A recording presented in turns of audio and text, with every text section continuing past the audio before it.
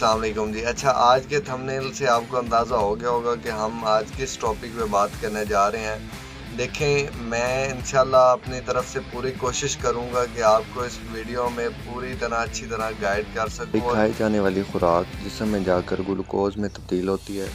खून में ग्लूकोज की मिकदार बढ़ जाती है। इस ग्लूकोज को सेल्स इस्तेमाल करते हैं। सेल्स इससे एनर्जी बनाते हैं। ग्लूकोज को सेल्स तक ले जाने वाला हार्मोन इंसुलिन है। अब जब इंसुलिन और ग्लूकोज का लेवल हर वक्त बढ़ा रहता है, मतलब हर कुछ देर बाद आप कुछ ना कुछ खाते रहते हैं, तो ये सेल्स इंसुलिन रिजेक्ट करना शुरू कर देते हैं, क्योंकि इन्हें इतनी एनर्जी की ज़रूरत नहीं होती। इसकी एक्स्ट्रा ग्लूकोज फिर फैट में तब्दील होती है, फिर वेट गेन होना शुरू हो जाता है। अगर वेट लॉस करना है तो फिर इंसुलिन लेवल्स को डाउन रखना होगा। फाइबर इंसुलिन लेवल्स के असरअंदाज नहीं होता, पर फैट जाके ऑलिव ऑयल्स, कोकोनट ऑयल्स और फ़िश ऑयल्स ये इंसुलिन लेवल्स को डिस्टर्ब नहीं करता।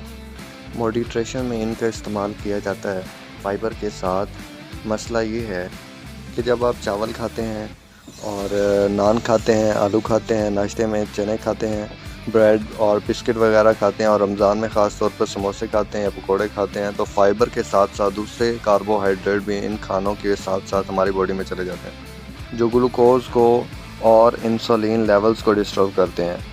और क्योंकि ये बैड सोर्स हैं फाइबर के लिए, तो फाइबर के लिए आपको ग्रीन वेजिटेबल सब्जियां, सब्ज़ पत्तों वाली सब्जियां जो हैं वो ज़्यादा से ज़्यादा इस्तेमाल करनी चाहिए, जिनमें पालक, गोभी, बंद गोभी, खीरा, टमाटर, ब्रोकली अगर मिल जाए तो प्याज, लहसुन में मौजूद फाइबर इंसुलिन लेवल्स को डिस्टर्ब नहीं करती। फाइबर क्रेब्स कॉम्प्लेक्स में आता है और बॉडी को यूज़ नहीं करती, हमारी खुराक के तौर पर इस्तेमाल इसे करती है। और इसमें बैक्टीरियाज जो होते हैं वो फाइबर को फैट में तब्दील करते हैं। जैसे तो यहाँ इस पार्ट में फ़ाइबर असल में एंड हो रहा है, और कीटोज बॉडी में और बैडली अवेलेबल है बॉडी के यूज़ के लिए। इसके लिए कीटोज डाइट प्लान में भी ग्रीन सब्जियों को ज़्यादा से ज़्यादा इस्तेमाल करना चाहिए। इन सब्जियों से बना सैलड आपको जितना मन हो आप खा सकते हैं। इससे आप कई आंतों की बीमारियों से भी बच सकते हैं। इससे ब्लोटिंग का मसला भी नहीं होगा और ना ही गैस वगैरह बनेगी।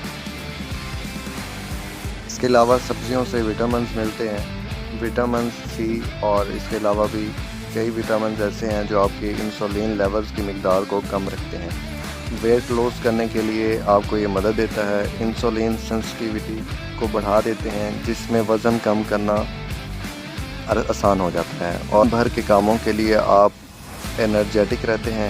ये सारा प्रोसेस था जी हमारे जिस्म में कैसे शुगर लेवल बढ़ता है, कैसे शुगर लेवल लो होता है।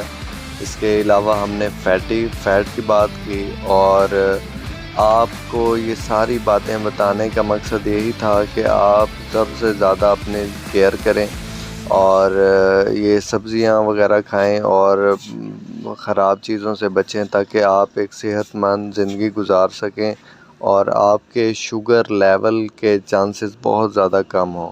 शुक्रिया। अल्लाह हाफ़िज़।